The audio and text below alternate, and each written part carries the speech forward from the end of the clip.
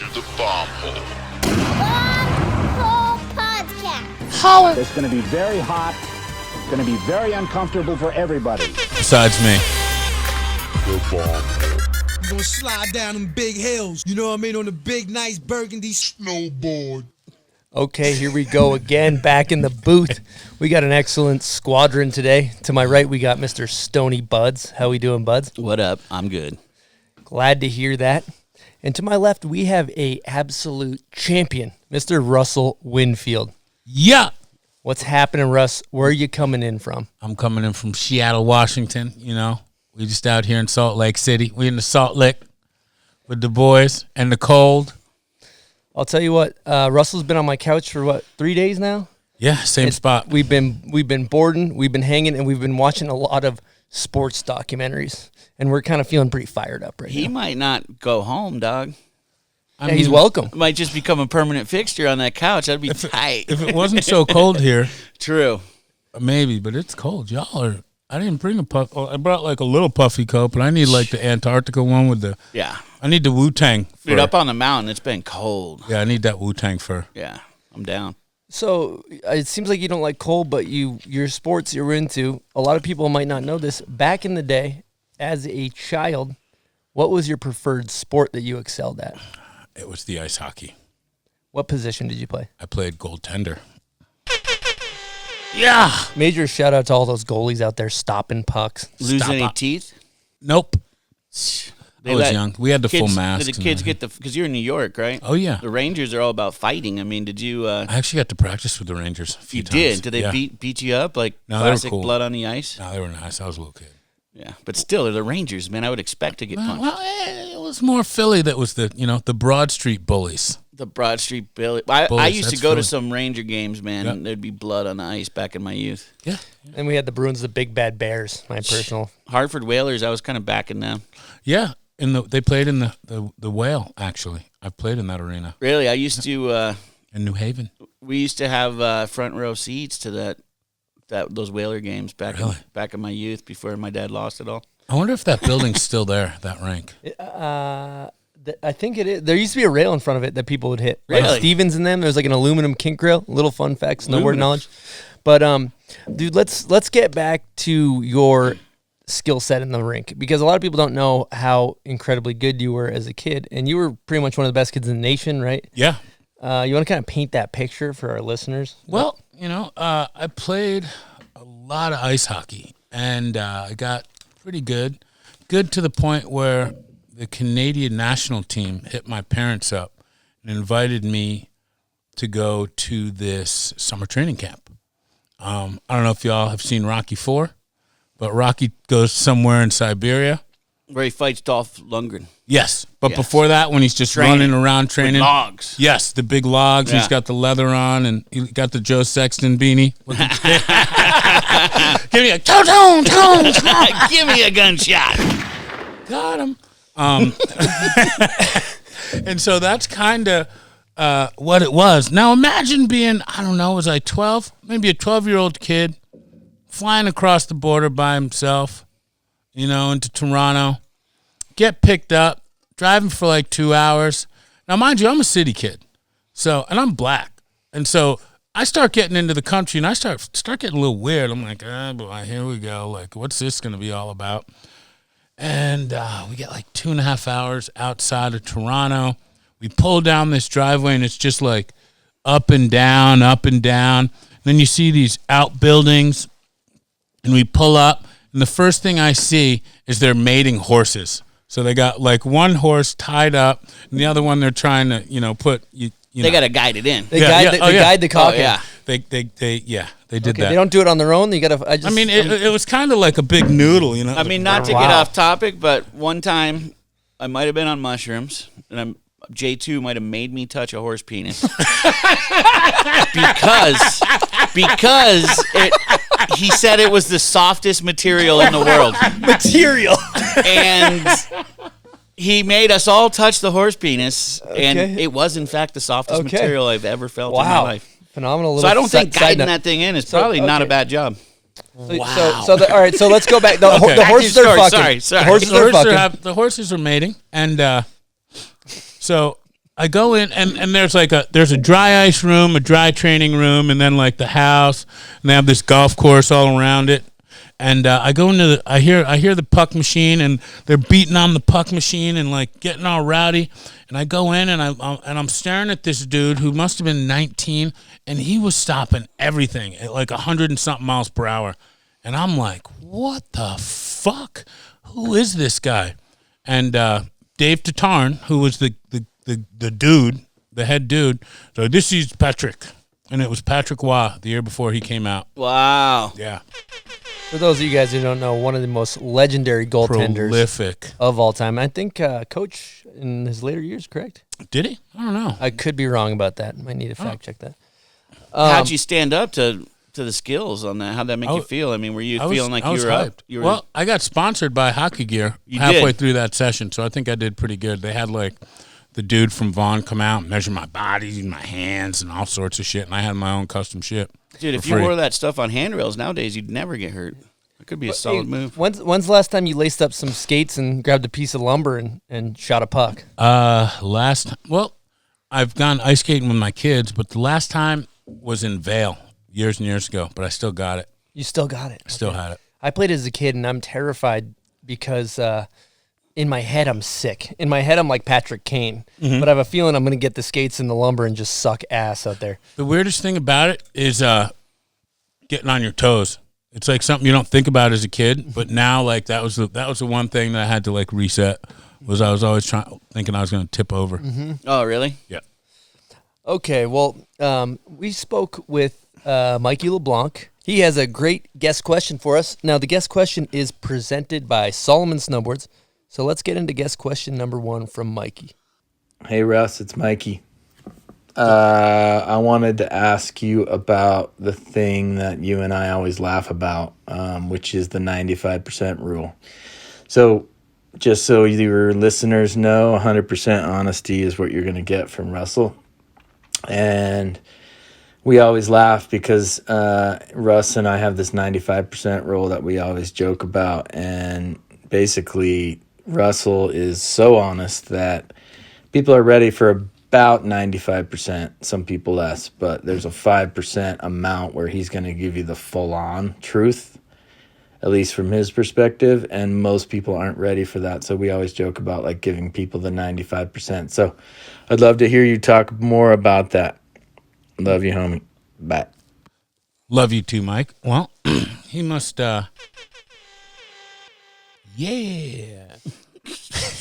he must think I'm more of me now because when we initially had this conversation, it was a 90% rule. So I must be either slipping in my older age or becoming more, better at stopping it. So really what it is this. People can't handle the whole truth. And like I'm sure everybody's done it when you're telling someone something and they're like this, and then all of a sudden they glaze over and you're like, went a little bit too far. You lost them. Yeah, that's really where the 90% rule. I'm going to keep it at 90 because it works for me. 95 might be pushing it.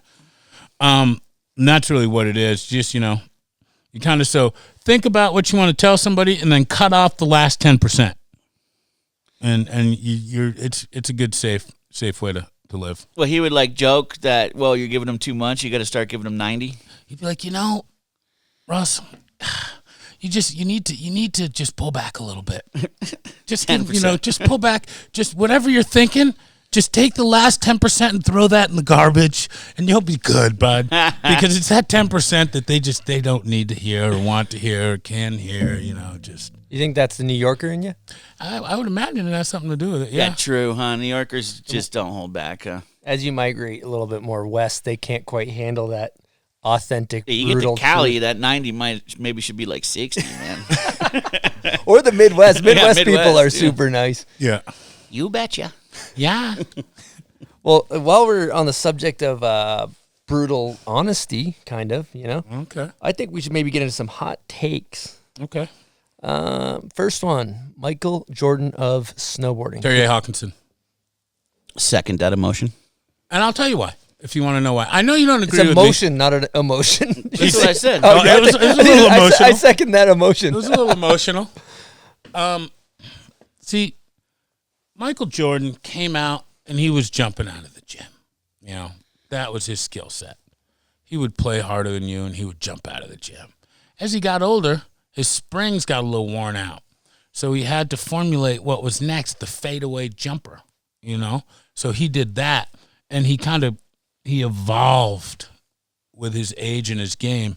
And I've watched Tadier do that, you know? Some of the other kids might be the best rail rider on the planet. But I ain't never seen him jump out of a helicopter in AK and rip a line. So, no, you're not the Michael Jordan, bud. You might be the Steph Curry. You might have, you know, a mad three-point shot, but you haven't gone through the whole thing. Yeah, how are you going to give Michael Jordan to someone who's never done every facet? Well, for my if I'm speaking on my personal one, which is you know, basically I've said JP Walker and been crucified for it. But I'll tell you, because it's in my perspective of my age, I grew up. I didn't watch Turrier. I didn't know anything about Turrier. I didn't, see, and so for the person that was like my version of MJ, that was like on top, that was king, that was winning everything, was JP, because of the role he had in form. Now, I'm not saying I disagree, because this is an opinion-based thing. Absolutely. But, you know, it depends on if you're basing, I'm just basing on my personal lens, maybe not on statistics. Statistically, I could be wrong, but it's a fun subject. It could be like JP's the Michael Jordan of steel. Yeah, of rails. Okay, I got another hot take. Hot take. Shaun White's stance width. What do you got? 26? We're talking inches, 26 inches? Yeah. Buds? I mean, I was kind of thinking the same thing, 26, because I mean, he's not that tall, and it looks real in big. reality, it's probably 24. I'm claiming 27.5. No, it's definitely, What? You're going 27? no, it's definitely bigger than, it's definitely, because I'm at 22, and 1 inch on each foot isn't turning me from where I am What's to where the biggest stance you rode back in the 22. day? Dude, Not when we were cutting the noses and 22. tails off, because I was up to like a 24. Austin Granger, I know for a fact, 27.5 at one point. Really? Good friend of mine. Bodie Merrill, 27-inch stance. So he's probably at like a 26, 27, huh? I'll tell you, I don't see the benefit of it, though. No, It works for him, though? It does work. I mean, does it, though? What would happen if you had a normal one? Oh, I guess we never thought about it. I mean, he must have messed with it. I'm wondering if he had a career riding bulls or something. He's got that I'm bow-legged thinking, cowboy. yeah, I Or think has he got it's something just stuck? he's bull-legged. So you gotta, it's just your body type, you know? His legs are mad bulled Skinny. out. So he's, I don't know. if you had baggier pants, it probably wouldn't look. it'd True. be less Those noticeable. things aren't doing a favor. Yeah. Okay, next one. Worst trend in snowboarding. Oh, those silly snowboard shapes that don't work. I'm sorry. Can you elaborate, please? They just, you know, you see somebody and they're going down the hill, and it's just completely out of control, and you see them in the lift line, you're like, how is that thing? And they're like, bro, it's the best board I've ever ridden. And you just kind of look at them and you're like, you're a fucking idiot. You know, And you're talking like these quiver shapes, huh? Like these. some of them work. Yeah. But here's the thing. Don't ever tell me, ever, in your life, tell it to somebody else, but don't tell it to me, that it works great in fucking powder. Because you know what? Michael LeBlanc mounted fucking bindings to a toboggan The and made tobogganist. turns. So anything works in powder, bud. Anything. Facts. The snow moves. You know what I'm saying? Like it shapes to your shape, and that's what happens. So if it doesn't work on hard pack, and it's not a snowboard. It's not a good board.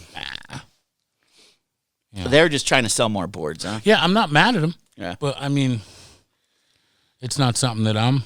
Now you need a split board. You need your park board. You need your powder board. You need your board to get to the car, from the house carving to the board. car. I mean, Fuck. these guys are smart, man. They got you locked in on like trying to get 5 boards in your. These board brands are like, you're fucking on to me. Damn it. Hey, you know, I'll tell you one thing that's nice about some of those shapes. As a photographer, I got this huge bag on me, and when you're in some really steep, questionable areas, you can turn around really easy with a smaller tail, and you're never going over your nose. No, you're not. And that helps you keep your speed You can also set your stance back.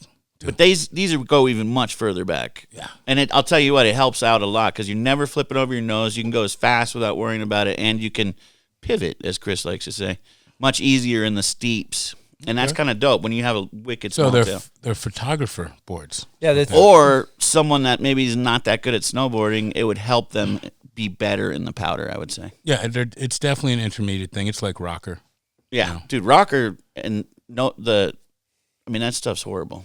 It's great for intermediates. Yeah, I guess it's easier to learn on, but man, when you first get on a rocker and try to ollie, there's nothing. What happened?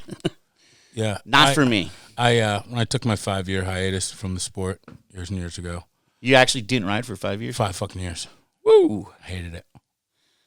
I called Ride. My older daughter wanted to snowboard, so I called Ride, and I was like, hey, my kid wants to snowboard. I don't got anything. Would you mind? Oh, no, for sure. Yeah, we got you, which was super rad of them. And they sent me a kit and her a kit, and we went up and took some runs with her, and I was like, I'm going to go take a run. And I got a wide board because my feet are 11, but I used to wear 9s so that I could ride a narrower snowboard so I could be a bit more responsive. Now I'm like, I'm going to wear 10s, you know? Yeah. Just give me a wide board. I'm going to wear 10s. And so I got on this wide, it was like a DH2 or something. And it turned over so easy, and I didn't even think about it. I was like, wow, technology, this is great. Then I went to ollie, and it was nothing. Yeah. And I went into full panic, like, oh, my God, I forgot how to ollie. And then I thought about it, and I was like, oh, it's that stupid rocker. Camber. Yeah. Yeah. It's just not there for you. I got a pro tip for you on the boots. Mark Frank had a 12, size 12 foot. So what he does is take the size, the liners. Yeah. He takes the liners from the 12 and pops them in like a 10, and they fit. Oh, no way. Because a lot of these boots, they only use so many molds. They last. It like skips a size or something, and the liners are what makes a difference.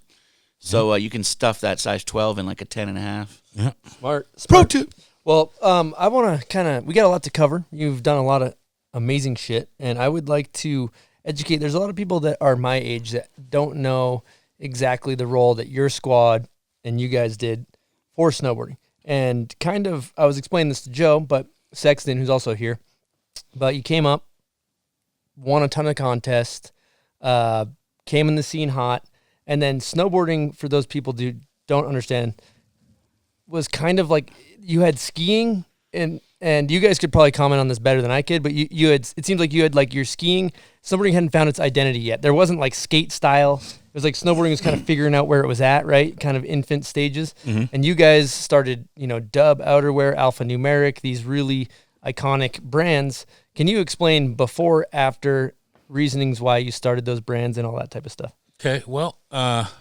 think me and my crew and everybody from my generation, we had the launch ramp of like Chris Roach and Noah Selaznick and all them dudes who were, just style guys and skateboarders from NorCal. And, New Kids on the Twalk came out, which was just, to me, it was fucking mind-blowing. Such a sick movie. Like, they were cab 3 and shit and, like, just all styled out and just, grassers everywhere, grasser reverts, grasser nose drive reverts, just all sorts of ill shit. And we all saw that. And we just wanted to skateboard anyways, but we weren't good enough to do that shit on a skateboard. Truth be told, like, that's what it was for me. I wasn't good enough on a skateboard to do that. So I had to tie my feet to a fucking board and go down a hill and figure it out. And I was good enough to do that. So everything we saw on a skateboard, we emulated and did it on a snowboard to the point where we all ended up moving to San Diego and hanging out with like Deerdick and Sheffy and Barbier and Alf and Danny and all them dudes. And that was like part of our crew. So we started riding the handrails, and Bear Mountain and Snow Summit saw what we were doing, and they built these parks that were so ill. Like the parks y'all got today, they're all right. It's like jump handrail. It's a straight line. It's pretty basic shit. But we had like snake runs where you could do 40-foot gaps over the snake run onto the next tranny down, and like different handrails and different ways to hit stuff. And it was a really creative time. And I think because of that, we were wearing like, we hooked up with Ken Block and all them, and we were wearing 8-ball jackets and drawers jeans and just getting wet and didn't care, That led into us making outerwear. I worked with Ken and Damon on Dub, which was epic. It was just, like half gangster, half skateboard, minority skateboard kind of shit. You know what I'm saying? Like, it was ill. With all the big logos. It was like a cross between, like some Tommy Hill and I don't even know, our own little swagger. And then after that, we did Alphanumeric, which was the first black-owned business in snowboarding. Probably still to this day the only one.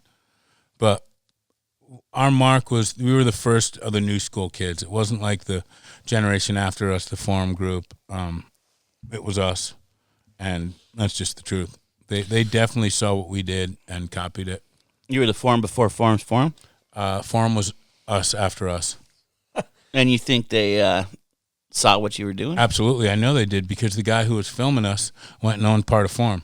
And he's like, "Oh, you guys don't want right-hand girls anymore. That's dumb." And then 3 years later, he's out there owning Forum. Really? Having them right-hand girls. So I kind of want to talk about what the space looked like before and after you guys, because from what I understand, it was like people were doing questionable grabs. That bar wasn't set as far as like what's acceptable, kind of, right? You just kind of people wear weird shit. Yeah, they would. You used to have to do all the things like racing and then the half pipe, and I hated the racing. I wasn't bad at it, but I hated it. Like, it was skiing. Like, if I want to do this, I might as well just ski. So once I turned pro, I was done with all that. Like, I just refused to race, and I was on Burton for a bit. I was Did you traveling. ride for Mistral for a little bit? I did. You did? I thought so. And I was on Mistral. They turned me pro.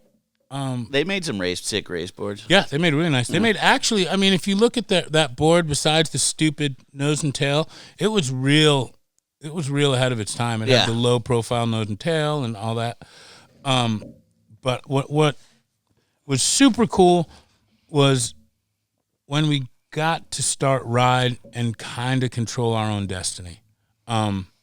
Because until you have a company backing you and the crew, it's tough. I mean, these days it's not, because you got like the Dust Box and all these dudes who can just put out their own films, which is epic, because now you're in complete control of your own destiny. But back then you had to have like a big board sponsor or somebody in order to really shake up what was going on. So we started working with Ride, and we just did our own boards, and we just traveled around and rode with local kids at local mountains and showed them what it was. And it was very infectious, because we were sliding handrails. We were doing all the grabs were proper. You don't grab in front or behind your bindings ever. Like, no tendies, you're getting smoked.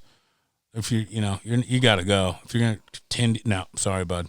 Like, you're not even really like, and that's the thing. Like, Hawken and all them, we used to even give Toddy a shit, like, with his nose grab. Like, dude, what are you doing, Hawken? Stop that shit. Like, that's You're whack. saying even nose grabs, like body jars, fucking the methods where it's in front, Euro style methods. Yeah, no, none of that. All that's no none good. of that, and no good. I mean, it's I can hardly relaxed grab from my there. board anymore anyway, so. You're a photographer, you don't need to. Truth. As long as you can grab it and pick it up and throw it in the car, you're fine. Yeah, exactly. I can do that. Perfect.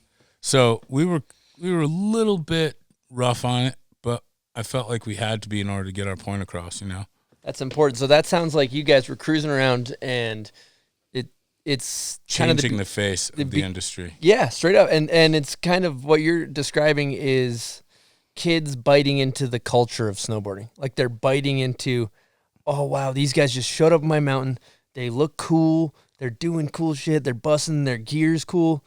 I want to be a part of that, right? That's kind of what you guys were cruising around selling. Kind of changing the culture of snowboarding. True. Changing the identity, creating the Because culture. before that, it was Gates and It was just I'm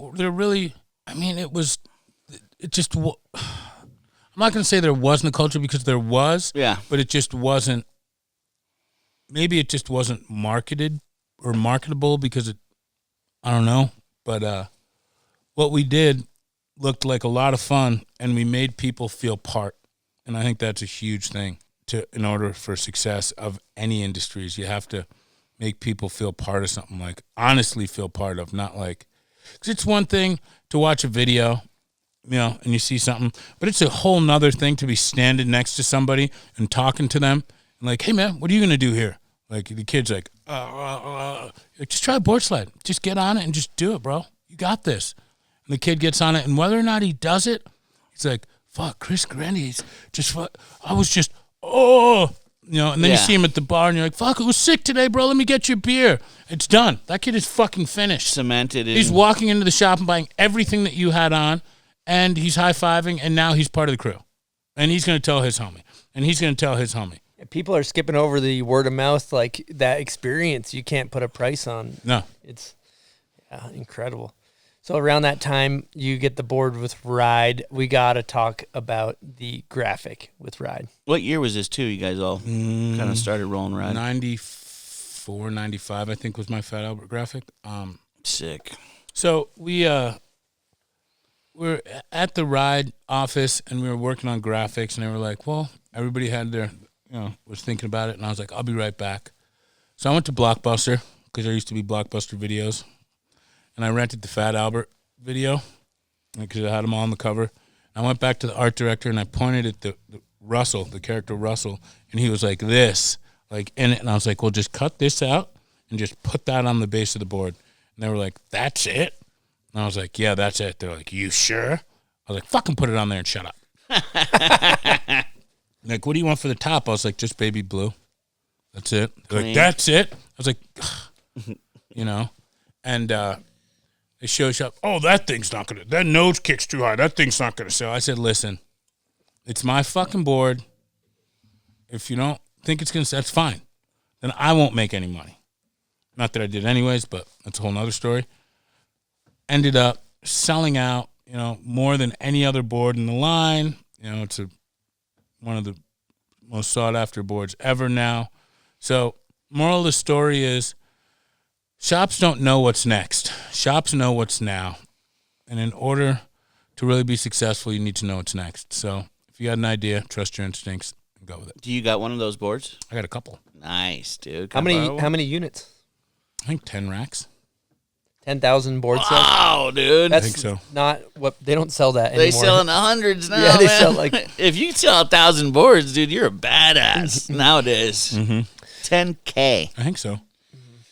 Man, that's crazy. So let's talk about this. What you're talking about is basically creating trends. And it's funny in the way probably not just snowboard industry, but a lot of industries work, is that you have a brand and you try to come up with a graphic, and then the reps and the team and the marketing all argue over whether or not the graphic will sell. And it seems like the reps kind of stick with what they know will sell. And then the team is like, make it like this. And you have people. And Russ, how do you find that creative process? I think it's something you either have or you don't have. And I just know. Like, when something's cool, you're like, fuck, this thing's going to go. And some people are just terrified. No, I can't. Listen, bud, take your little topsider shoes, you know what I'm saying, and beat it. Because I know and you don't. Me, not you. I ride them, you sell them. I design them, you sell them. So unless you want to design them, then don't try. I'm not trying to be a jerk, but, it's like. Well, they're not out there riding them like you are. They should be listening to you. They don't know. They know what sold last year. They don't know what's going to sell next year. And you never know. Maybe they'll get a hot item ticket like my ride graphic. Yeah. What's fucking cool is how influential that shit has been, right? Because you look at, I design signature gear for 32, and a lot of times when I'm looking for inspo, I just go on Google, type in dub outerwear, and everything that comes up is still would be like such a hit if you saw it on a rack today. Yep. It's crazy, huh? It's good stuff, though. Trendsetters. You know. That's sick, too. It's so many years later. And it never really went out of style, either. That style would just always be dope. The no hoods, the parkas, those are always so sick. Code Red, danger. For the listeners, Russell just finished a Code Red Mountain Dew and threw it against the wall. Deuce Bigelow going on a second. Okay, going back, I want to bookmark something you said earlier and circle back around because you were talking about basically inclusivity, because you were saying we cruised around, we made everybody feel a part of this thing. Mm-hmm. Now, Buds and I are two white guys. We don't really have know what it's like to be black in the snowboard industry or in the world for that matter. So do you feel like in snowboarding specifically, do you feel like there was a lack of inclusivity or anything like that? I feel like there wasn't a lot of black people, but I will say this. The comfort for me, at least in the beginning, was the resorts hated, and everybody hated snowboarders. So they'd hate all of us. They might hate me a little more because I was black. But the first point of hatred was our commonality. So I was cool. I was like, all right, well, this I can deal with this. At least y'all get it a little bit too with me. So you're basically saying people would be like, okay, these guys are punks, but they're punks and you're also black, but first and foremost, these guys are punks. So you didn't feel like you kind of bonded together. Unless the police were involved, then I was definitely going somewhere. Okay, what about as far as the brands go in the industry and stuff like that? What do you mean?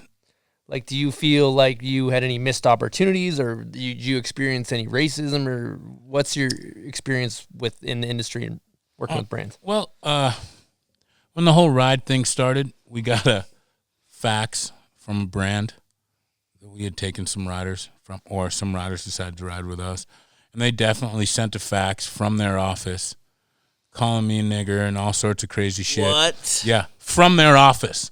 Like, come on, boys. Like, don't be that smart. Like, we know who it is.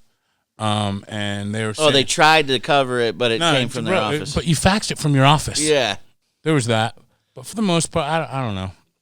Like, people are pretty smart about their racism. That happened, though, huh? Yeah, that happened. I could probably guess the brand, but I don't know if Yeah, I will. I'm not going to. Yeah. Wow. Hey, I got a Patreon question for you. Sweet. From Wyndham. I want to ask Russell if he felt like he was the Jackie Robinson of this shit while it was happening. Day one.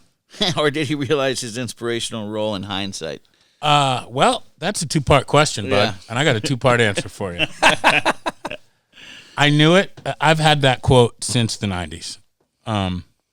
Did I understand what it meant? Not until about 3 months ago, honestly. Or Really? 4 months ago, yeah. Which is kind of sad. I didn't have anybody that I could talk to or that could be like, hey man, come here. Like, this is where you're at. This is who you are. This is what you deserve. This is what your worth is. True. Like, nobody, it was quite the opposite, as a matter of fact. Like, it was always downplayed and nobody ever said anything like, I thought it and I was like, am I fucking nuts for thinking that this is something special? Like, that I'm the first, like, am I fucking crazy? Am I being really selfish about this shit? Yeah. Or is this real? And it's real. And it's real. Yeah, it's but very real. for 30 years, like, I kind of struggled. I was like, should I not be thinking this? Like, is this not an important thing? Because I know if there's a white dude and he's playing fucking in the NFL and he's the best wide receiver, that boy getting more paper than anybody. Yeah. Like, that's just the truth. Because it's a black dominant sport. And now there's, the white dude who's better than them all, or, playing on the same field and just as fast. He's getting more money than all of them. And you just didn't really have anyone to help you digest that info. And I just didn't have anybody to verify or tell me that I was right or wrong. Yeah. That's a trip. Thinking back on it, it's like that. Has there been any other black snowboarders with a pro model before? Nope. That shit should be in like a fucking Sports Hall of Fame, hanging on the wall. That's so, that's fucking dope. That's the truth. I mean, I'm sure these collectors, it must be a hot item for them, huh? Yeah. People like it. Dude, that's really cool. But yeah, that's crazy. There was no one to really talk to and bounce that off of, and it was such a special thing, and companies aren't going to tell you. No, because they don't know how to pay. Yeah, then they got to pay you more money, and they're trying to figure out how to pay the least amount they can to anybody. Yeah, well, to me at least. Yeah. Now, as far as other black snowboarders in the industry, culture, whatever you want to call it, who's holding it down for you? All of them, man. Right now, Zeb's in the lead, of course. Let's give him an air horn. Zeb's definitely making waves out there, huh? Zeb is in the lead. That big pink board and that new snowboarder, just crushing it on that thing. That boy's good. Yeah. You know, Knuckle hucking. Yeah, he's just one of them kids who's just an athlete. He'd probably be just as good at football, just as good at whatever. He skateboards. He's just that kid. He's just good. He's just an athlete. Stevie and Michael and Ben Hinckley and Keir and just, all the black people that just snowboard. It's cool. It's different, Anybody who snowboards, really, it's something fun to do. And I wish it wasn't relegated to class or having a certain amount of money, but it is. So the barrier of entry is high. Yeah, financially. Yeah, Vail is $225 a day midweek. That's crazy. I just heard an ad. Brighton night skiing $30 on Fridays, man. $200 to go over to Park City. $30 on a Friday night. That's pretty sweet. Yeah, needs to be more of that, getting people up to the mountain. Yeah, drop that barrier. Yeah. Now, aside from the barrier, I wonder also if it's people like, if you're to take I think you see this with I've heard like kind of pretty women say I saw a cute girl skateboarding, like I didn't know I could do that, like, because that's a thing now. Back maybe in the 90s, early 2000s, there was no girls at the skateboard park. I wonder if it's the same thing for black people in snowboarding. Probably more. There's more layers to that, huh? I think there's more layers to it. I can't answer that because I don't know, honestly. I think yes and no. Yeah, people are like, there ain't no black people up here. I ain't fucking with it. The last thing a black person wants to do is get caught up in some all-white shit where they're going to stick out and could end up, We don't have the best rapport with the police. You know what I'm saying? I don't either. Yeah. But good. For different reasons, I guess. But so it's tough to, let somebody just want to go out there by themselves into something that's completely foreign to them and just be out there and be like, hey, like they're not trying to be the guinea pig for that. Who knows what could go down? Could ruin your life, could end up locked up over some shit that you didn't even have anything to do with. Wrong place, wrong time.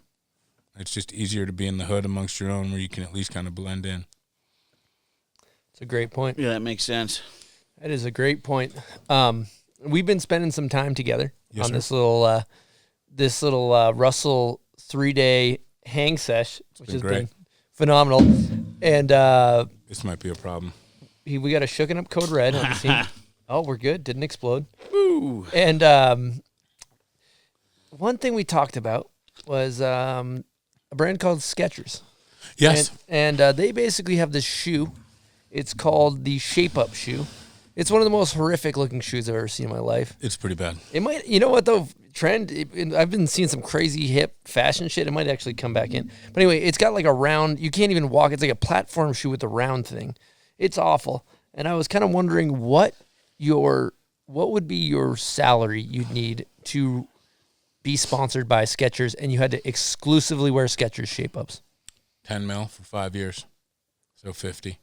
Okay, 50. 10 mil each year. Yeah. 4 or 5 years. Skechers. They got gazillions, bud. Do they? Yeah. Is that a metric? What? Is that like an increment, gazillion? I think Yeah, it is. it is. I think it is.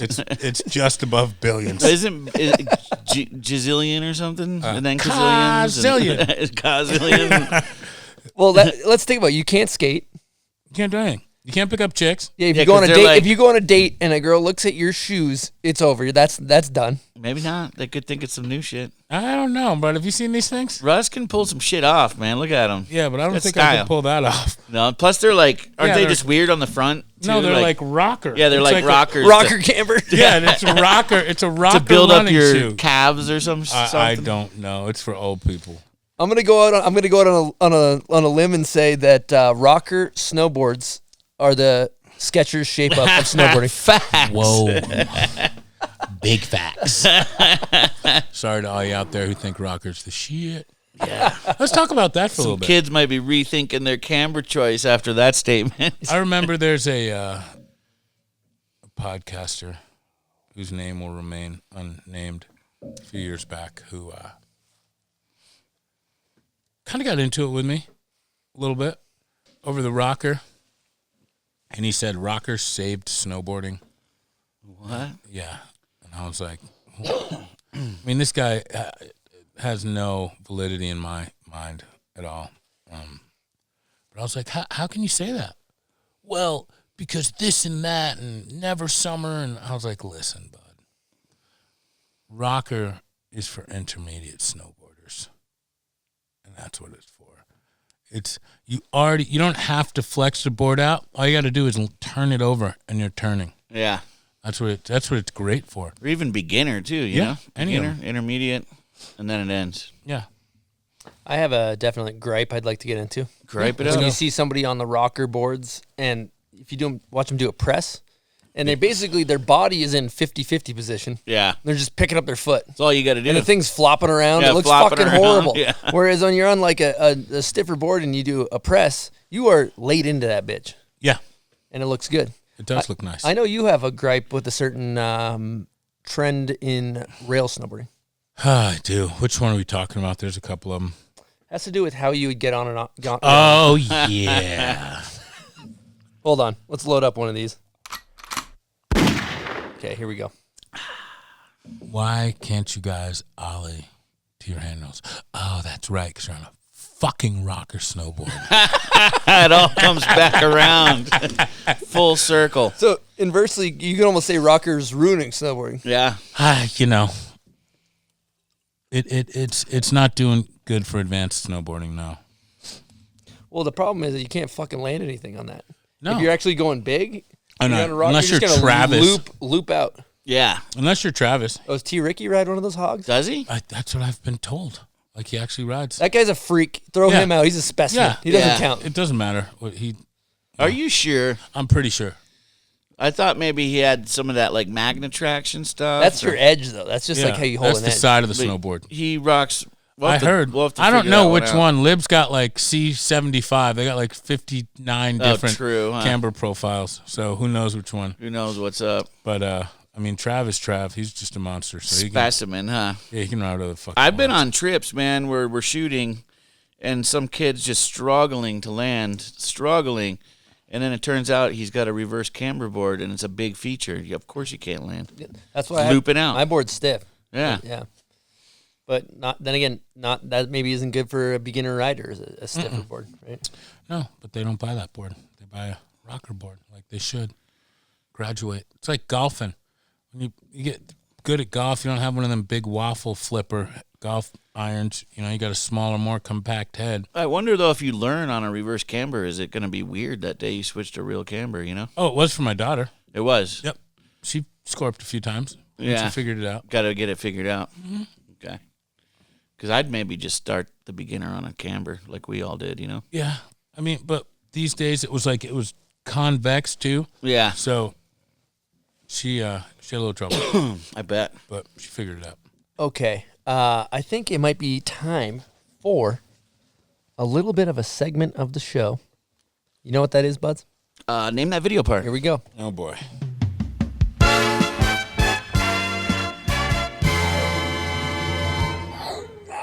I would just like to say that I'm terrified. I've watched a lot of your show.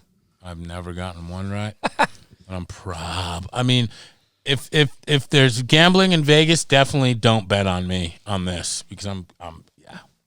Okay, I knew that you were going to be horrific at this, so I tried to give you a meatball. It doesn't matter. You can tee it up. And before we get into the question, Name That Video part is presented by the Do Tour. It's a fantastic event. Do the do. Do the do. Most importantly, though, they support us. That's why you should support them. Major shout out to the Do Tour. So let's get into Russell's Name That Video part. Now, we always like to do a sliding scale of 0 to 10 as far as confidence level. -4. Okay, -4. All right. I'm not a big video watcher, and back when I was smoking a lot of reefer, so that's kind of like not being a big video watcher because it kind of goes right in and right out.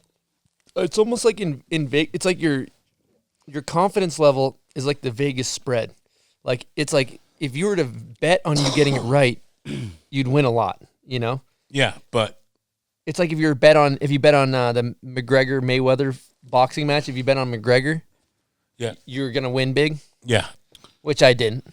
Yeah, because he was not gonna ever. You win. always bet on Mayweather. Always. Anyway, let's get into the question. Here we go.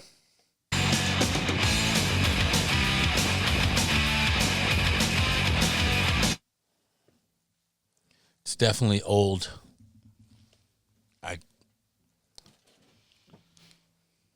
It's old, man. You were in this movie, and it's a very notable one for you, and it's your boy. Hard Hungry. That's correct. We're getting close. That's one step. That's as far as I can go. They were all my boys. I don't know who it was. Was it? We'll go with Dale. I don't know. It's Dale. Woo! Wow. What I'm handing him is a Igloo bomb hole cooler filled with bomb hole merch. And all of which... We are the champions, my friends. Big win. Big win. All that shit's available Thank at bombhole.com. That was a great movie, too. Thank you. I'd like to thank my mom and all the people that did this for me in my life. Such a big day. Thank you. Whoa, let's go. Okay. What an acceptance speech. That was. I don't think that was the first. That was our show. first acceptance speech. I appreciate it. I appreciate okay, appreciate the wins. Song number 2 is for our listeners. You guys know the drill. If you know the answer, comment on the photo of Russell on our Instagram when his episode comes out, and you may win a sticker pack. Here we go.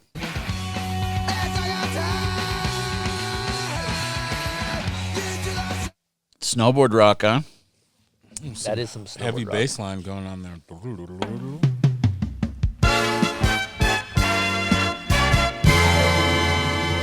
You know, whenever I hear that, I want Mrs. Brady to walk out. Yeah, right? You know, what's her name? Whatever her name is, Carol? Carol. Is that a Brady Bunch reference? It just da. It's just from the same time. Yeah, either I'd that imagine. or like the one of those, you know, like the dating game or something. It seems like that should happen. Something. Russ, now you come from an era of snowboarding where it seemed like, I mean, not that it's changed necessarily, but it has. But it was like blacked out at night, rip all day. Yeah, we were rock stars, bud. We were living that true rock star life. MTV and the whole thing, and it was a lifestyle that people adhered to and loved. It wasn't snowboarding was part of it, but it was more the lifestyle and the culture. The 90s were all about like little subcultures, you know. And we didn't have Instagram or any of that we could like tap into and like that could be part of our culture. It was like you actually had to be part of it. You actually had to like have the t-shirt and like the battle wounds, you know. Oh, bro, we got so hammered last night. I came home with 2 different shoes. I don't know what happened. It was sick. Straight up. You know, and that was, you know, those were your badges of honor. But yeah, we got wasted. And it was almost a pride thing where like if you had to go to a contest, you had to go film, it was like you were definitely sending it the night before because it was just too easy. Not like, oh, wow, yeah, you got all your tricks. Great, bud. You went to bed at 9 p.m. Did you have chicken noodle soup too? Yeah, sissy, you know. It was just punk rock. It was And that's when everyone was together, too. Yeah. So that's important. Yeah, everyone travels from all over. Yep, we it was a ride team, but we had all our, you know, we had like the Type A dudes, and like we were all a group. We were just a group of friends, and the sponsors were kind of secondary to the friendships. Were you ever in the U.S. Open? I did it a few times. I was going to say that used to be a pretty big party event. We used to throw a huge party, a ride party there. I remember one year, and it was a really nice house, and I was obviously like I was teetering. I was graying out. you know, right before you fully black out and you're looking brown around. out, like with you're like, electricity. here it comes. And I just remember looking over, and Palmer is ripping the doors off the cabinets. Whoa, whoa, whoa. At the ride house. At the ride house rented. that we rented. Palmer used to tear the open up, huh? Yes. And he'd do well. Yeah, of course it would. You know, there'd be tipped over cars and Fights. fights. But mostly just belligerent individuals and people waking up, you know. That's what was so great about Palmer is he definitely had lived that life of partying extra hard and then showing up the next morning. Showing up and sending. Yeah. There's and doing well. There's a documentary called The Miserable Champion, which I think it's on Vimeo. Highly recommend it. But basically, one of my favorite quotes I still use all the time. He's like, I showed up, I went the biggest, I deserve to win. So, and he also, one more to interrupt, he's like, it's too damn easy for me. I just might have to quit. So me and Dale, we're at June Mountain, this half pipe contest, and we're standing right at where you start. Up next, Shaun Palmer. And he pulls up, grabs onto the thing. Dale's here. I'm here. He goes, boys, it's all about golden diamonds. Whew. We were like, yeah! I mean, and that's just he is the one-liner king. And he's deadpan. Boys, it's all about golden diamonds. Drops in just like 15, 8-foot air. 15 to us back then, but it was only 8. Big old grasser. You're like, Paw. Just the man. Oh, yeah. It's just stinking of booze from the night before. Did not hold back. Didn't give up. There's a magical thing that can happen where you're like, I've seen, I mean, this is in my rear view personally, but you see like somebody that's like still drunk and they're just that right and they're fucking getting something. You're like, damn, dude, I don't know if you're hungover or you're still tuned up. Still tuned up, I'm guessing. Still tuned, for sure. Just not enough sense to be like, I probably shouldn't be doing this. Like, fuck it. Case of the fuckets. Well, this is right on target with our guest question. Our guest question is presented by Solomon Snowboards. One of the boards that I think kicks ass in the line is the Solomon Villain. If you know who Louis Parody is, he's won Video Part of the Year. I think he's won Rider of the Year. Not sure. If not, he should. If not, he should have. He's won. But regardless, if you ever seen him snowboard, he's absolutely unbelievable. And that is the board he rides. And Solomon supports this podcast, so you should support them. Without further ado, let's get into the guest question from Dale Rehberg. Regular Berg. Here we go. Whoops, that's T-Bird's farts again. Excuse me. T-Bird's farts are always creeping up on the soundboard, dude. That's one fart. That's one fart. So what happened Somebody there? should check their ass. Yeah, let me explain. I think we gotta leave that in, man. I gotta tell you what. So one time, I'm sorry, T-Bird. This is what happened. T-Bird, I think that's like a 12-second fart that he recorded on his phone, and he sent it to me, and I was gonna play it during the episode, and he's like, "Hey, my wife, she's not gonna allow it." Here's the thing. She said we couldn't play it on his yes, episode. so we can. Play it on mine. Yeah, we play it on Cyborg. So now let's get to the guest question from Dale Rehberg. Hopefully not T-Bird's ass. Okay. An encore. It's an encore. I'm keeping you guys on your toes. All right. This is the actual question. Hey, what up, Bombhole? How you doing? This is Dale Rehberg coming at you. Anyways, what's up, Russell? Hey, I got a quick question for you, dude.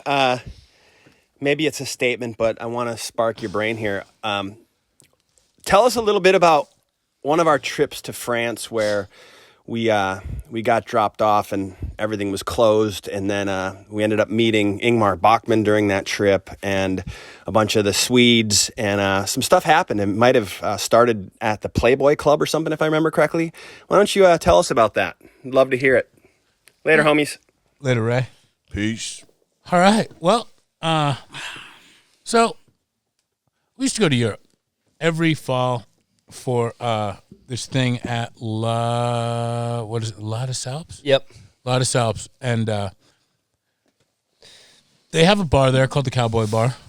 And the owner and the bartender loved us to the point where we could go, we'd pour our own shots. Jake was running the bull, and we didn't really snowboard much there because it was just shitty. And the French distributor just hated us.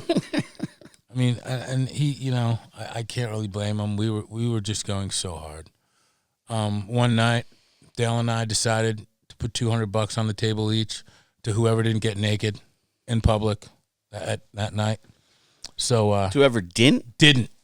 So like, if you got naked, you got to keep your $200. Oh, if you didn't, you got to give it up. So like literally 30 minutes after we make this bet, I hear, "I am Satan. I am Satan."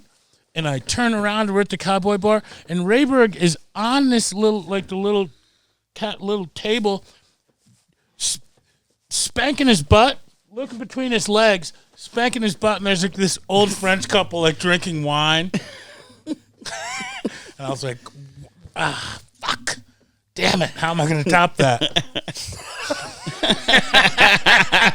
So, night goes on. I'm fucking looking for my opportunity, looking for my window. I'm starting to panic. It's like 1 a.m. Oh, what am I going to do? And these people are like, "We're going to the club." I was like, "Oh, the club? Let's go to the club." We get to the club. We walk in, and it's packed besides this stage. And it was like there was lights. So I walked up to the stage and did like the techno strip dance. Choom, choom, choom. Got completely naked. Everybody's like, "Woo!" And I got my clothes on, grabbed the hottest chick in the club, and left with her. Nice. Yeah, but I got scared and ran away. Ooh. Yeah. So the French dudes were so mad at us. They like waited until about 4 p.m. the next day, drove us to our next stop, and just let us out. And it's France. So like 7 p.m. at France, everything's closed in the Alps. We ended up sleeping in a like we broke into this chalet, this lodge, and like ripped pallets apart and made a fire and ate bad food. Ended up sleeping in there. Next morning, we're walking around and we see all the Swedes and they're like, "Oh, boys." So meet up with them. They get us our room. We go shred, and we're with like Ingmar Bachmann. Nobody knew who he was, and Johan Olafsson. And we're like calling Steph Pogue, like, "Steph, we found him. We got him. Like, you guys got to put this kid on." And they were like, "Oh, yeah. So we go to the bar. Well, they're Swedes. They love sending. So we go to the bar, and we're getting hammered. There was like 30 of them, 40 of them maybe. And all of a sudden, like one of the bouncers is hitting on one of our campers. And I'm like, "Hey, man, like that's not cool. Like, chill the fuck out." And he wouldn't chill out. And so then we ended up getting a little scuffle, and the campers started getting fired up. So now they're tipping over cars in the street. And it, becomes a little bit of a situation, a little bit of a brawl. And the police show up. And who are they going to grab? Russell. Me. No. And so I'm grabbed, and they're holding me, like, by my elbows, one on each side, like, really proper French police. And Rehberg's like, "Borg, they don't even have guns." And so I look on each of them, and they've got, like, a pistol grip with pepper spray in it, and then just, like, the little tube. And I'm like, "Oh, bet." So I go, "Sping!" And I take off running. And there's like a 2-story parking structure that we're on the top of, so it's like down. And I look, I get to the end of it, and it's like a perfect, like it's something you guys would jump off of. It's a perfect dirt tranny. And I'm like, bet. And it's slick. So I back up like 20 feet, and the cops are chasing me, and I just launch myself off this thing. Choom, and land in perfect baseball slide. Choom! All the way down to the thing. I'm like 4-point baseball. It was amazing. Wish we could find footage of something like this. God, This would be so do amazing. I. Live footage. And then there's like some little French car at the bottom there, and I'm doing Looney Tunes with these cops. Like I'm here, they're like, "Stop!" I'm like, "Leave me alone." They're like, "You must stop." I'm like, "You must leave me alone." Like I'm going this way, they're going that way. And finally, I was like, "Just leave me alone." And they're like, give us your passport. I was like, I ain't giving you shit. And they finally, I can't really remember what happened, but they let me go. And it was crazy because that was just, that was like a daily occurrence. Like there was always some crazy ass shit going down. But ever since then, I've been down with the Swedes. They're good people. Oh, they're great. The Scandos. Great people. Love those Swedes. It was just like, I remember looking out and it was just like a blonde ocean just going bananas. And I was like, oh, fuck, what did I do? Wow. Sounds like some pretty legendary partying happening. Yeah. There was. Now, did it ever get into some harder stuff? Yes. It did. And it really, it was just, some cocaine every once in a while. Nothing crazy. Until when my mom died, I kind of fucking went over the deep end. Which was 97. So I'd been living up in Vancouver. I moved back when she died, and it kind of got a little heavy for me for a bit. But it is what it is. You pull through. Just dealing with processing her passing. And Well, yeah, she was my only blood relative that I knew. So, Really? Yeah, she was it for me. Like, I was in the world alone after that, which was terrible. What, your father wasn't around when you were young? No. I mean, I had a stepdad, but he was kind of like, So not someone you still connect with? Or No, everybody's dead now besides Wow. me. Shit. I got kids. Really? So you have no other? No, it's me and my kids. So after your mom passed, it's just you? That was it, yeah. I mean, she had a sister and a brother, but I never really. She left Durham, North Carolina to have me because she didn't want me growing up in that shit. Mm-hmm. So I don't really, I'd met him a little bit, but nothing really. She was a badass lady. Wasn't she like a Yeah. crazy lawyer or We're something? an air No, horn. it was business. Business, just business. But she was a badass. Yeah, she was pretty solid.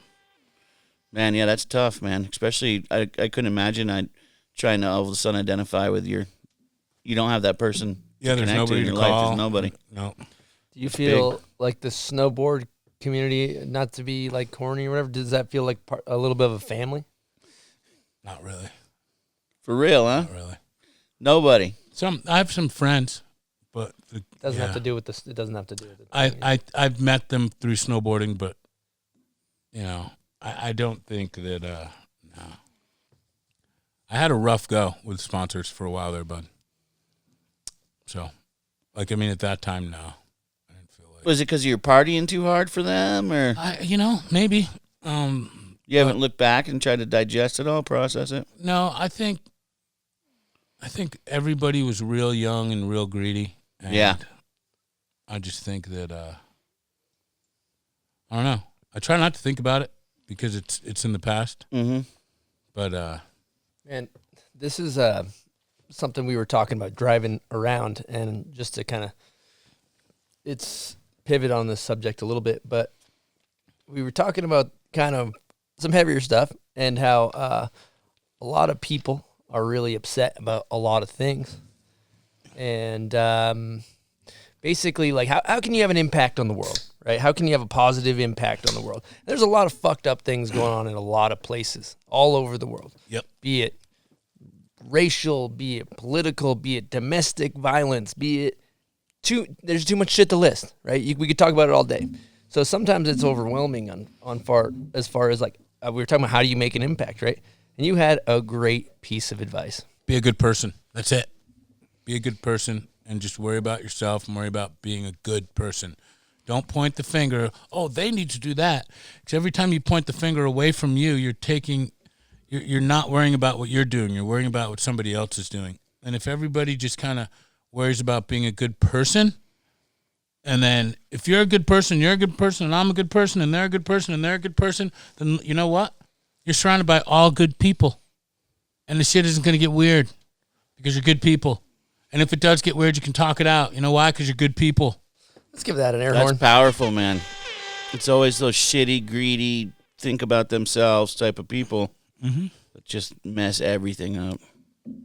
Well, even more so, too, you see just a lot of people that are very quick to point the finger. Like that, there's a lot of cancel culture, a lot of, like, fuck this person, or this person's doing it wrong, or we need to do this, and then the person that's pointing that finger, like, they're not living their best life. You know, they're not, you know, so you wonder, that's just a great, very digestible piece of advice.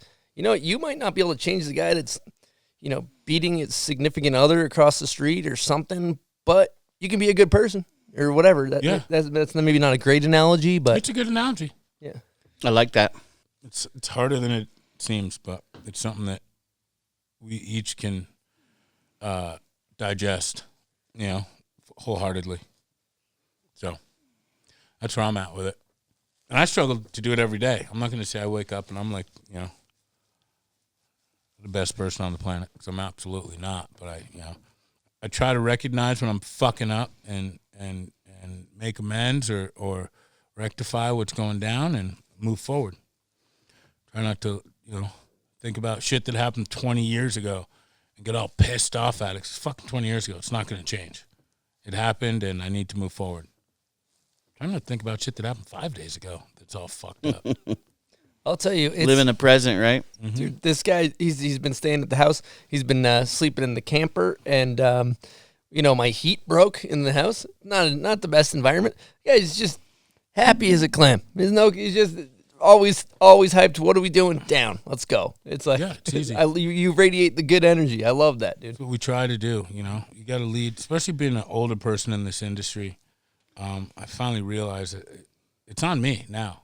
Like, it really is. Like, I've got an opportunity to really, I mean, with your generation and younger generations, to just kind of, like, Joe Sexton was asking me, like, so what do we do? And, you know, these people are telling us that you can't do this at 30. And I said, Joe, my generation is the generation that decides what happens to a 40 or 50-year-old snowboarder.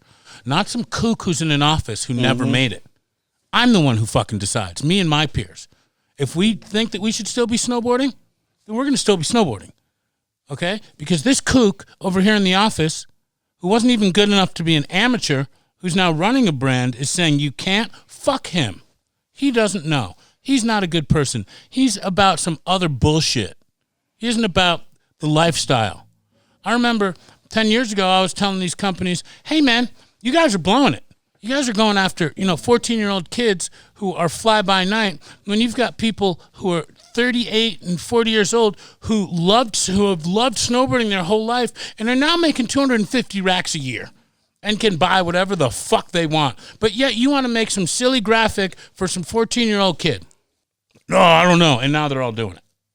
That's so true, man. And those are the guys with the money. How do you miss that? Yeah. How do you miss that? They think that they're the only old people snowboarding. Yeah. Like, you're not. You're not special.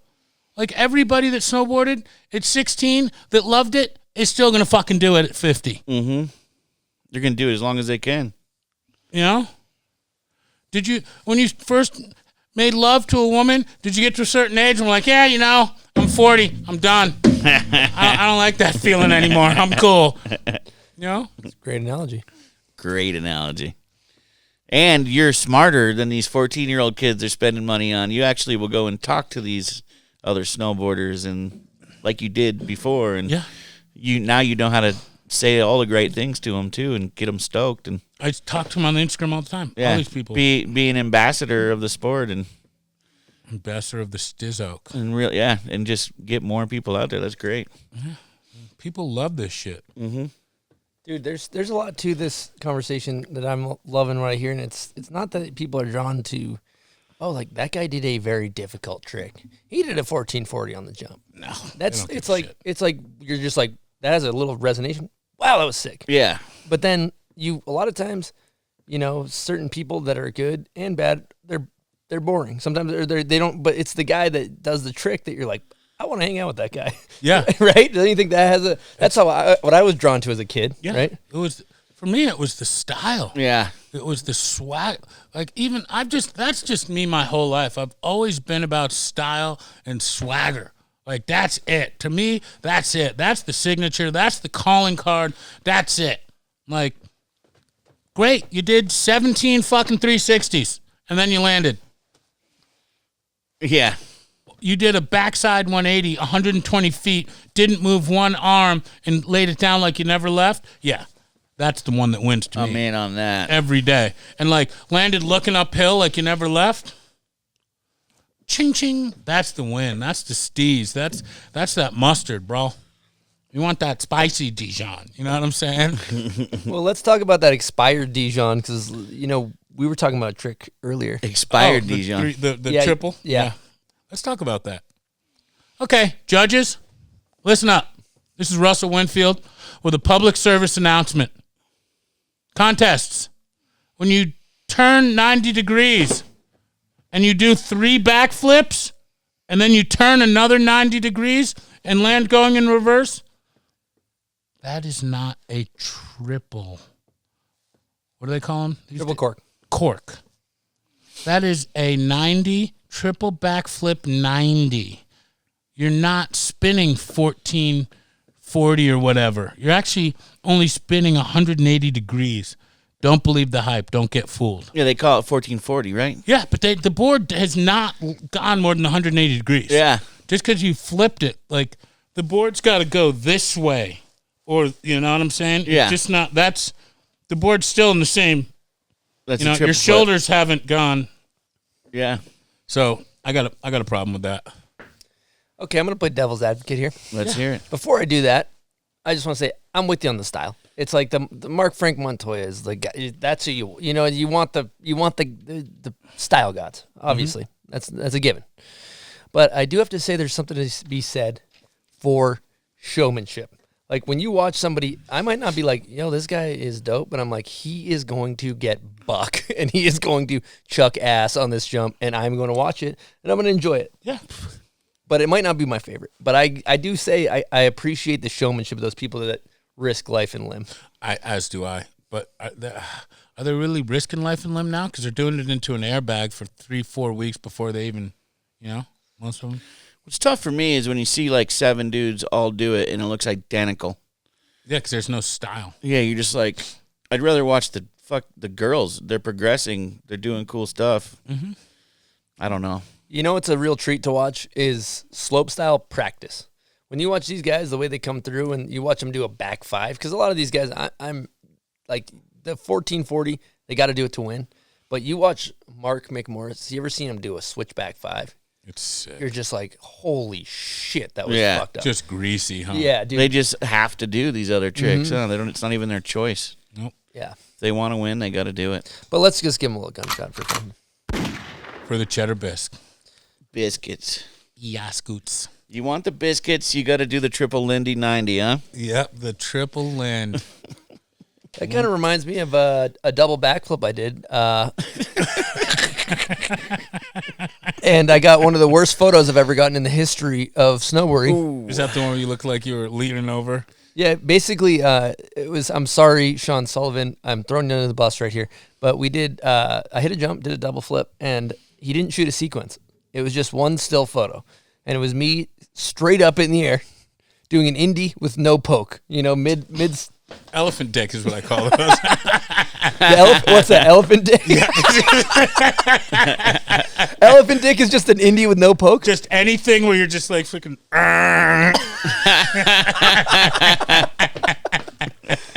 Wow, elephant dick is officially in rotation. We are using that.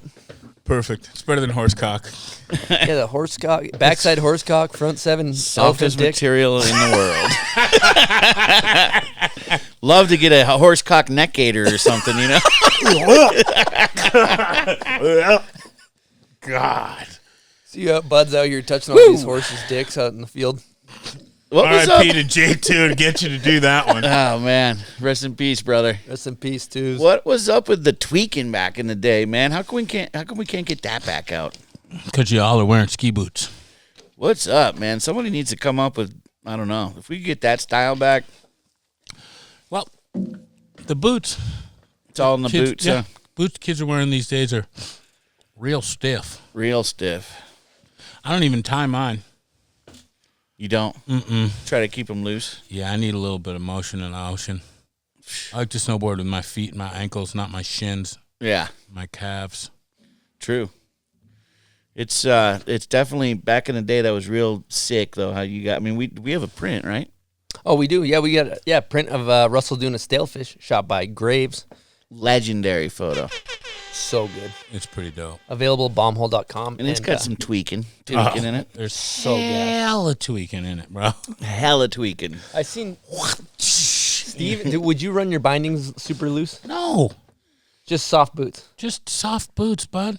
Okay. Flip your high backs flat to the edge, maybe, so you can get a little bit more. Burton's got Like the no double forward tongues, lean? though. No forward lean. You used to ride with Brushy a lot back in the day, I huh? did. That fool could tweak. He was a master. Yeah, he was like I learned a double lot from jointed or him. something. He just had so much hip hop and dance hall swagger. in him Yes. that he was like a rap show on snow. It was amazing. A McDonald's fueled rap show. McDonald's fueled. That's all he ate. Really? Yeah, Hammered we were on Mac does. tour. Brushy did? Yeah, that was his shit. Really loved it. Breakfast, lunch, dinner.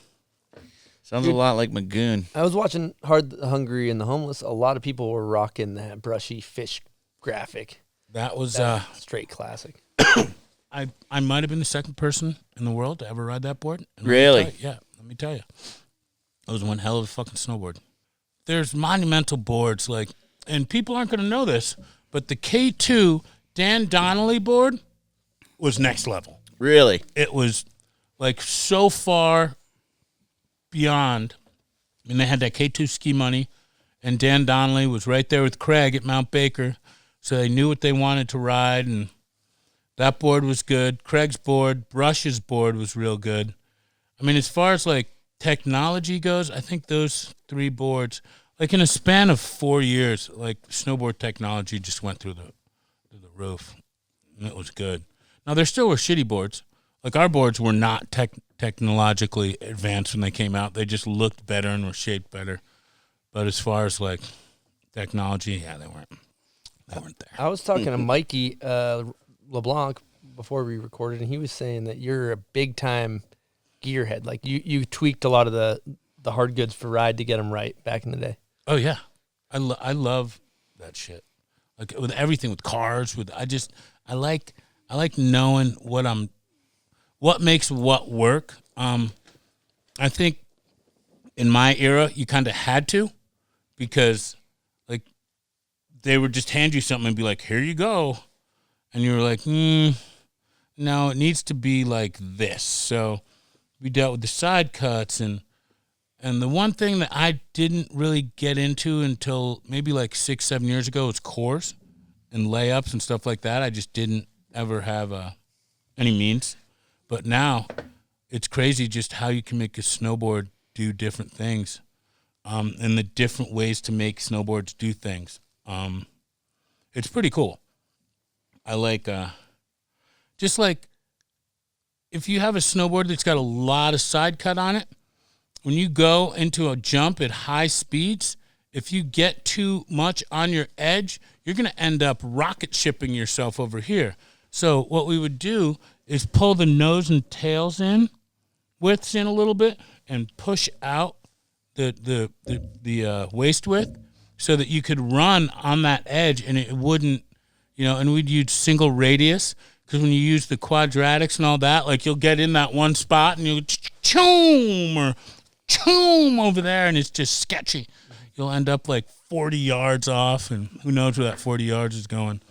So, and I don't know these days how many kids even know what their snowboard, if they put their name on it, they just put the graphic on it and are like, hey, there you go, here's my board. You're like, all right, bro, have fun with that. That's crazy. You figured that the mechanics out like that. That's cool. Oh, nerd shit. I didn't know that. Yeah. I always like the really steep nose and tails Yeah. on those old boards. What's the logic? I mean, yeah, go ahead. For me, what it is I kind of try to, because I didn't have computers, and I even if I did, I wouldn't have been smart enough to figure out how to simulate stuff.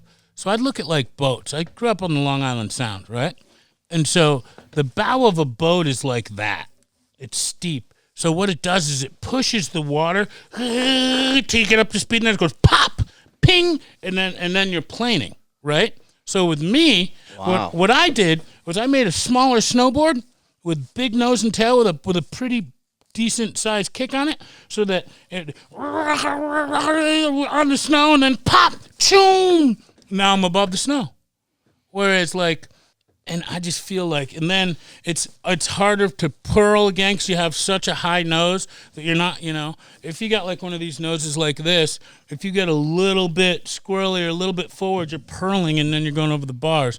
But with that, you're like this, so you got like, all this to move on before you purl. But with that, it's kind of like that is genius. And another benefit of that, because my board has a really steep nose and tail. Also pressing, you don't get.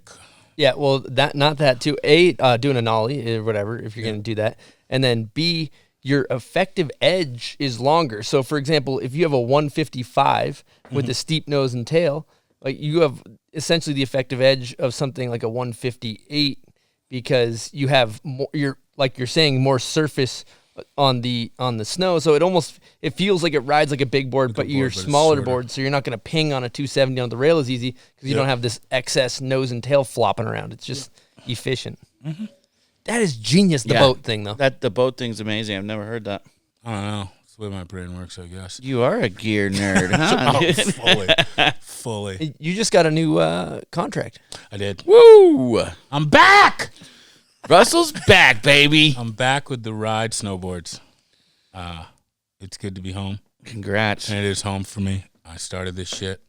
Not too many people know that. Why? I don't know. But it's good to be back. They got a bunch of good people in there. Good team. And we're going to see what we can make happen next couple of years. It's exciting. That's really exciting. So, running back to people that don't know that you started to ride snowboards. I did. I was the third person in that company. You want to elaborate about that? Well, I was on Burton, and Tim Pogue started Ride, and I heard it was at ASR in San Diego, and I'd heard that he was leaving Burton. And you know, Grandies, when you have a guy that's taking care of you, and they leave, you're trying to go to another company. You're like, I'm going with you, bud, because I know how you took care of me. I don't know what this next motherfucker's gonna do, and I'm not trying to chance it. So let's go. And so I was like, well, Pogue, I'm going with you. And he was like, okay. I don't even know if he wanted me. He didn't have a choice. But it worked out, That it's true though. That next guy's going to be wanting his boys on the team and looking out for different people. You don't know what's going to happen, so that's a smart bet. Yeah, always stick with what you know. It's never going to be the same. Nope. And Pogue was sending me big old Burton box. I mean, big old burgundy. What do those snowboards. things look like? What do the Burton boxes look like? Yeah. Looked like an order for a fucking retail store. Is what it looked like. Really? Oh, dude. My mom was like, "You got like 6 boxes here. The fuck?" I was like, "Well, really?" I get home and it's like the whole catalog outfit. It was dope. Boards, buying boots, gloves, all of it. Yeah, they made a lot of stuff. Yeah. That's awesome. And I was hyped. So currently, you are selling some whips. I am. It's my day job. All sorts of luxury pre-owned vehicles. You got the gift of the gab. I bet if I got in a car with you, it'd be like, yeah, sold. I'm in. I don't really talk too much. Here's my thing. I think people shop online these days, especially for cars, because nobody likes buying cars. Nobody likes car salesmen. So I use that to my advantage. That's why I got in the industry. I was like, if I'm just not a car salesman to these people, chances are they're going to buy it. If I'm just cool and get out of the way. So people they come to your lot because you have the vehicle that they want. So as long as it runs and it doesn't smell like cigarettes or dogs or anything nasty and it's good and you're not a jerk, they're going to buy it. And so I just let that happen. I just stand there and watch the magic, Somebody's coming in to buy a 2017 Audi RS7. All they got to do is drive it, and they're buying it because that thing's sick. Like you get in there and you freaking You put it in sport mode, and it opens up all the exhaust, and they're like, they just turn right around. They're like, all right, where are we signing? Like, right here we go, let's go. Or the wife comes in, for the Range Rover. She's like, oh my God, I love it so much. Like, it's nice. I'm just like, it's beautiful. Like, you want it? Absolutely. Let's go. My husband's just like, fuck. What else? Any other scenarios? There's always scenarios, Grundy's. Yeah, there's been a few. It's sales, There's always perks to the job. Okay, we'll leave that up to your imagination. Please, and thank you. Okay, so another topic that's pretty cool is your amazing musical talents. Oh. Writing music. Yeah. I write music on occasion. And it's weird. I was on a trip with Jamie. Jamie Lynn, for the listeners that don't know. Jamie Lynn. And I don't know if you guys have ever been on a trip with Jamie, but it's a thing. Like, there's, 4 guitars, 3 amps, like a lot of paint, copious amounts of paint and reefer, and it's just, it's and so we're in the RV, and I'm playing. This was, I don't know, 8 years ago, and like I'm playing just power chords. You been playing? I was like, fuck no, he's like, you need to start playing. All right. So we get off the trip. He comes over, and he's got a Les Paul and a Jazzmaster. He sets them down, and he's like, play these for 2 weeks. Whichever one you like better, that's what you are. And I was like, all right. End up liking the Jazzmaster better. And so from then, I just kind of started playing chords, and I learned open chords, and then I started writing shit, because I like to write like English. And so it just kind of came out. It was kind of weird. It's cool, though. And me and Mikey play whenever we can.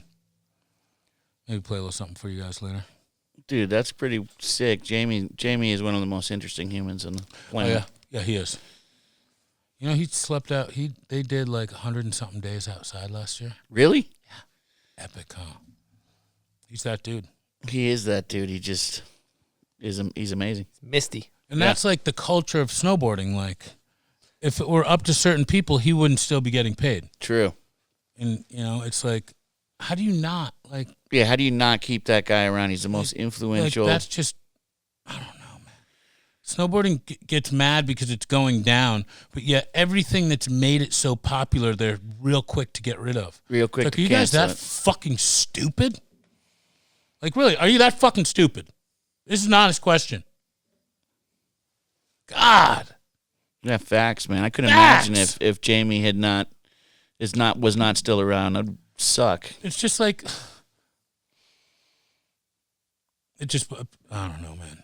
It bums me out to know that the sport was gained popularity for one fucking reason. Yeah, the people. Because of the people and the culture. And to just try to erase all that and then be like, oh, there's no money. Yeah, you're right, you fucking idiot, because you got rid of everything that was appetizing. It's like owning a restaurant and getting rid of all the good food in your restaurant and serving fucking water and unsalted fucking frozen French fries and being like, damn, I'm not selling shit. Oh, really? Wow. Amazing. I don't know why. So true, dude. No, that makes a lot of sense, Russell. That's sorry for the rant, but no, that was a Don't great. say sorry. That was a this great is something rant. that This is a I've spent platform my life for doing, the ranting. and to have people come in and thank God there's people like Tim Swart at K2 who has been in it as long as I have and actually understands what it is like and why stuff like this is so important in culture. I mean, kids don't snowboard to become pro to make money, bro. There is no money. Like, if you're trying to make money, go play football, basketball. This ain't the one. This is something where you go to have a lifestyle, This is like one of the California sports. This is skating, surfing, snowboarding. This is that. This is the lifestyle. This isn't, sure you can win a gold medal, but who gives a fuck? Who really gives a shit? I don't. It's not what this sport's about. It's not what it's ever been about. It's not what it's supposed to be about. The one person making $8 million a year who doesn't even give fucking 20 grand back to his sport. Yeah, Shaun, I'm talking about you. Gunshot. It's true. Absolutely. Let's get into that, dude. Yeah. I mean, Tony Hawk builds skate parks everywhere. Over 300 skate parks built for the skateboarding community. Shaun White, I don't know that he's done anything, really. Has he? His Aaron style was just the ego stroke. Well, no, that's a contest for him, bud. Yeah. Tony Hawk's skate parks aren't a contest. It's, it's something that after, your concert's done with the Aaron style, they take all the scaffolding away, and what do you got? You got a fucking parking lot. Mm-hmm. What are you supposed to do there? Nothing.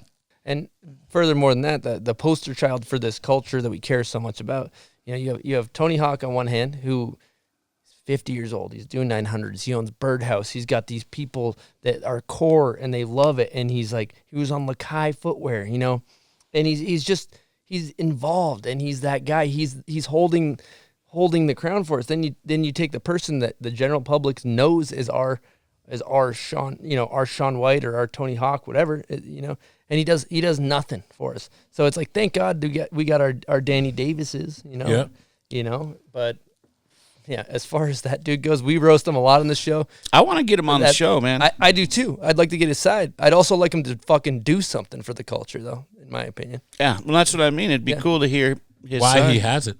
Maybe in his mind he has. We're interested to hear what he has to say. Good point. Yeah. That's a good point. 100%. I mean, it's just maybe he's doing it all behind the scenes. Yeah, maybe there's something we don't know about. I don't know. I hope so. Also like to get a tape measure on that stance as well. Yeah. I'm going 26. He was actually just in Utah. I hit him up on the gram, told him stop. He said, "Where should I stop next?" And I wrote the bomb hole. No reply. No, crickets. This is the second time, Shaun. What is up, dog? You score it. Let's scoot back into culture talk here because Okay. I like where you're heading with that. Okay. Snowboarding is pretty easy to get good enough to feel confident to go down the hill, which is awesome because once you, just like with anything, with golf, with baseball, with anything, when you start to feel proficient, you start to get a little bravado, you know what I'm saying? And like you feel more like you're now part of it and you can talk the talk. And so with snowboarding, the beauty of it is you can get to that point where you think that you are actually proficient enough to cruise around. You're not going to win any medals or do anything gnarly right away, but you're good enough to call yourself a snowboarder, When you're falling leaf down the hill, you're not really a snowboarder. It's when you start linking those first two turns and all that, and then boom, now you're in the culture. Now you're buying the bomb hole T-shirt. Because unlike baseball and football and basketball, we don't have an arena in every city where you can go and buy a ticket and watch a game. We have this stuff.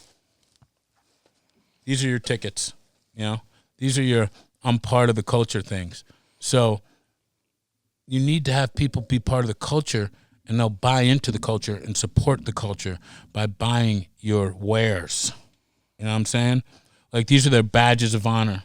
Their Vans or their Etnies shoes or whatever it is, their Nike SBs, whatever it is that they're wearing, like, and their Levi's 513 skate jeans and, like, that's all part of the clown suit, I call it, that we put on every day because these are our badges, You're in the army, you got, you're the sergeant, you got this and all this stuff in your hat. But for us, it's, you might have like a Brighton hat on or a Brighton beanie or a Solomon T-shirt or a Ride hat or whatever it is, but you're paying money for that. And that's how we retain some more money, because we can't sit in the stands. You can't buy a ticket for $50. So in order, you want people to be part of the culture. Is really what I'm trying to say, and they're willing to pay to be part of the culture if you're cool about it. That was well said, man. That is really cool. Huge knowledge. And Yeah. fuck, especially just thinking about it on a deeper level where so many companies now break it down to just a graph sheet and sales and just, where, essentially turns into Amazon or whatever, that kind of trajectory. And then what are they forgetting to preserve? And culture. Which is fine. People can buy the stuff on Amazon. I don't give a fuck where you buy it. Just buy it. Really. I mean, I'd love for you to go to Milo and buy it. But some people don't live in a town that's got a Milo, So they got to, and another thing we can't do is fight forward progression of humanity. Amazon is just, we're not going to ever, that's not going away. Well, my point that being not in the vehicle of Amazon, in the vehicle of take the identity out of the thing. Like, for example, like brands that support people like yourself, right? You take Ride, right? They're understanding how important preserving the culture is. Whereas you take something like Amazon, when I'm referring to that, or other big box retailers for that matter, they're like, we don't need a team. We don't need an identity. We've realized that this board at this price point sells, and we don't give a shit who buys it, and it's just a bottom line number, and that's it. We don't give a fuck about the culture. Yep. So that's what I was referring to. Those are the same people who, will dump oil into the river and say, well, this is the cheapest way to dump oil and, to get rid of this oil. And they're just not thinking about, so in 4 years, this isn't going to be cool anymore. And it's the same with snowboards. In 4 years, all the work that we've done as riders to keep this company cool, now that we're gone, that's gone. So now this board isn't going to sell. And they wonder why. Well, why? It was great 4 years ago. Well, you got rid of everybody that made it great. You think Nike basketball shoes would be good if there was no Michael Jordan? Fuck no. Fuck no. Yeah, they wouldn't be on the level. Wouldn't be anywhere. Yeah. Be done. It'd be like Skechers. Yeah. They'd be like they'd be just a bunch of skinny white dudes from Oregon running around. Track shorts and shit, probably. Truth. That is some serious knowledge, dude. Yeah. I'm sitting here just smiling, happy. Just absorbing the knowledge that Russell is dropping. Hopefully some of these people to hear what they need to hear. Yeah, man. People ain't going to hear shit they don't want to hear. They're too skirt. I don't know, man. They're starting, right? I mean, Ride just grabbed you. Yeah. I've been working on that for a while with Tim. For 10 years. No. 8 months probably. 6 months since he went back there. We've been talking a little bit. I mean, those are steps in the right direction, man, and that's I'm awesome. hyped. Yeah. And I still get to do my offshore thing, too, for now. Oh, really? The only guy in the game with 2 board sponsors. What? You heard me? You got one for each foot? Does that make you a skier? It could. Damn, dude. It makes me just the fact that you are sponsored, there's hope for me still, maybe. I'm going to try to get sponsored, dude. You should. And that you're going to give other people hope, Yeah. And that's what we need, man. I saw a little sneak peek. He's cooking up something special in the booth. Really? Yeah, there's something. You gave this guy a sneak peek? I got nothing. I'll give you one. You can do that. All right. It's heavy. Is it? It's fucking heavy. Let me tell you something, buds. You hang out on that couch. You watch about 6 to 7 hours of sports documentaries. Dude, it's been great for you, dude. You're so mellow, dude. You're relaxed. The most relaxed I've seen you, dude. Russ is rubbing off on some me. Russell into your life, dude. You're a new man. Yeah. We can sit on the couch and just chill for a little bit. Yeah, I've never seen you. I didn't even know you knew how to use the couch, dude. Show him. I thought it was the dog's zone over there, and you didn't know what it was. I've been listening to this. First time I ever seen him sit on that. I got a Patreon question. All right. It's from Devin Locke. Devin the dude. You were the first black snowboarder I saw in film. Mm-hmm. Substance, 1995. Air horn, please. Skate and snowboarding has always appeared to embrace and celebrate our differences. Was that true in your opinion, or did you struggle to feel part of the community? No. Yeah. I mean, I was embraced. I was embraced. I don't know if I was embraced, but I wasn't ostracized or outcasted. My friends were my friends. Like I said earlier, nobody liked snowboarding back then. So they hated us all. They might have hated me a little bit more, but at least they hated all the white people too that I was with. So that I made it a little bit easier. Substance was a fun time. I think I filmed that part in like a week. Really? Yeah, less than that, maybe. That was an awesome movie. It was a good movie. Filming with Ingmar. Is that Paperback Writer video part song? Yes, I think so. See, I got some, bro. I think that was. Yeah, I told him they should have done Bachman Turner Overdrive. Yes, he should have. Did he never use any? Nothing. Ingmar Bachman Turner Overdrive? Yeah, because the motherfucker was always on overdrive, bro. I love that, dude. But nobody want to listen to me. I don't know what the fuck I'm talking about. He probably never heard of that band. No, I was telling Whitey, and Whitey just would never Whitey. respond. Yeah. Like, bro, put some BTO. Whitey had his vision. Whitey's Whitey. Yeah, he had his We're not a vision horrible into this Whitey thing. story that happened. So we call him Whitey, right? Obviously, and we're in a mall here in Salt Lake, and I'm just like Whitey. Like this Mormon lady is like, and I'm not even. I'm not. Yeah, you're not even thinking about it. I'm like Whitey. And he turns and she's like this, and I was like, "Oh no, not oh." I gotta My go. bad. That probably actually happened a lot. Yeah, no, But you didn't even think about it or notice it. No. Did you see he tried to change his name? To Rob. Yeah, and it just didn't work. He's like, I'm He now had back to formally- Whitey. He had to formally make an announcement that he was back to Whitey. Since it didn't work and it didn't just sound right, I'm just going back to Whitey. You can't just go to Rob all of a sudden after all these years. Like Seinfeld. Like, Yeah. I remember George seeing that Costanza announcement. changing it. It was just like blown away. Like, wow, you're back. Okay. Good to see you, bud. Where you been? Anyways. Yeah. okay, well, you've been dropping knowledge. Yes. On all of us. I think we've had a hell of a chat.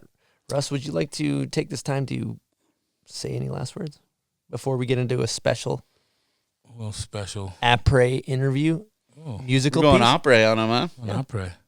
I'd like to say thank you to everybody who stays true. You know who you are and you know who you aren't. I'm not going to, this industry is for everybody. It's not for a select few who think they run it, because you ain't running shit besides your mouth. And have fun. So I know I'm going to. We out of here. Mucho appreciation. We hope you guys enjoy a special little musical performance to take you away from Russell Winfield and Mikey Leblanc. Woo! Here we go. A little something, something. Me and Michael. You ready, brother? 1, 2, 3, 4.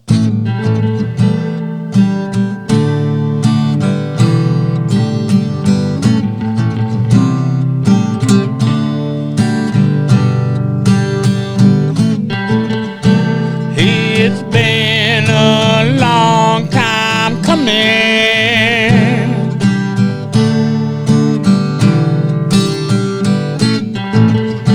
Yeah, my number is up.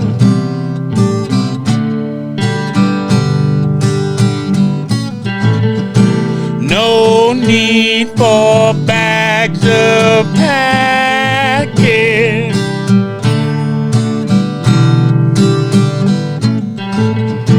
My destination is set. All you gotta do is roll, roll, roll, roll, roll. All you really must do is roll, roll, roll. Baby, roll, roll, roll. Go ahead, Michael.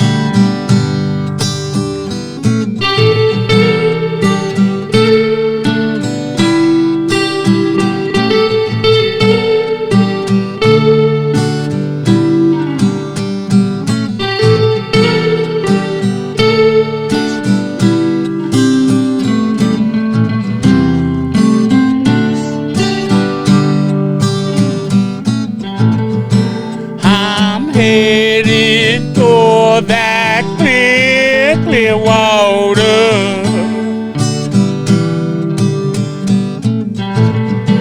When I get gonna be sad.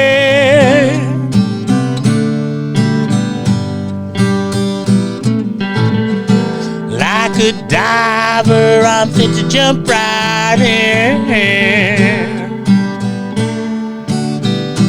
And unlike a rock, I don't sink, I swim.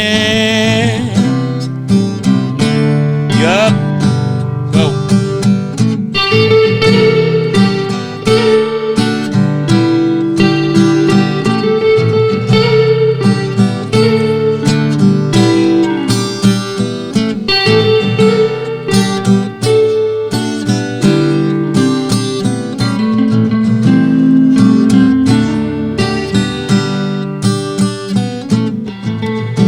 Now my life is very different.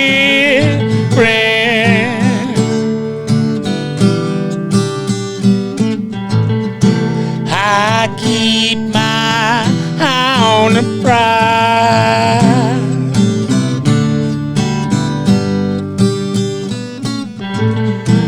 Ripped off them rearview mirrors.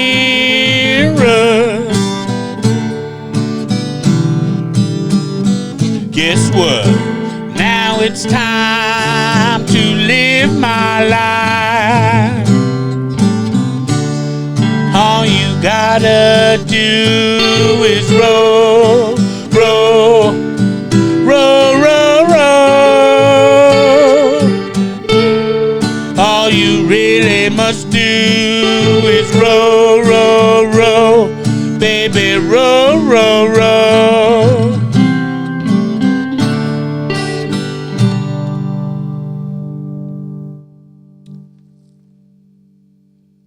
Russell Winfield, Mikey Leblanc from the Bomb Hole, over and out.